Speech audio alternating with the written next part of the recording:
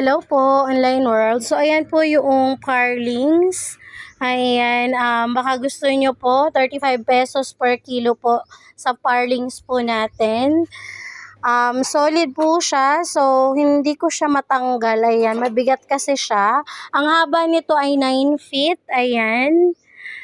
Tapos, tinanggal po ito sa dating fall tree. Ayan, kaya solid po yung kanyang pagka-parlings. Ayan po. So, per kilo po tayo. Ayan po siya. So, yung isang ganito po, ang haba niya po ay 9 feet. So, baka kailangan nyo po, ayan, meron po tayong available dito na 1, 2, 3, 4, 5, 6, 12 pieces po siya na 9 feet po ang haba. Ang presyo po natin ay per kilo, 35 pesos. So, ayan, flex ko lang po. Thank you for watching. Hello po, online world. Ito po yung ating parlings po. Ayan. So, yung haba niya po merong 9 feet at 10 feet na haba. Ayan. So, baka kailangan nyo po, just message me lang po. Located po kami Barangay Cabu, Cabanatuan City. For pick up lang po ito kasi po may injury yung ating nagdi-deliver. Kaya for pick up lang po kung bibilhin nyo po siya. So, ang available po natin, ayan. So, ito po, magkayakap po sila, ayan. So, 2, 4, 6, 8, 10, 12. 12 po siya. Ayan.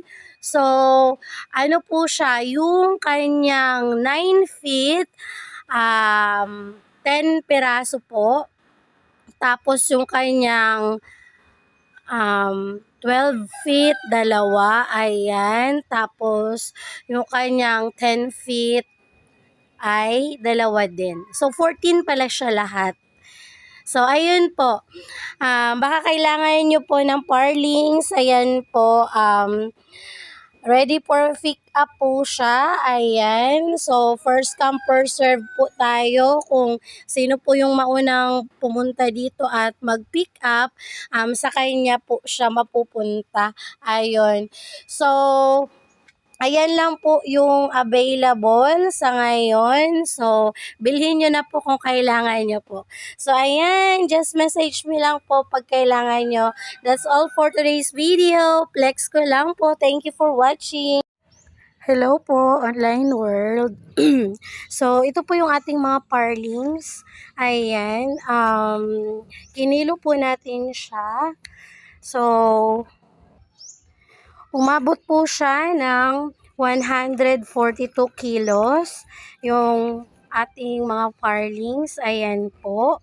So, ang haba po niya, meron pong 9 feet, meron din pong 10 feet, at meron din pong 12 feet. Ayan po. So, may nagpa-reserve po sa atin, pipick upin daw today. Pero kung hindi po ma-pick up, ayan, paunahan na lang po.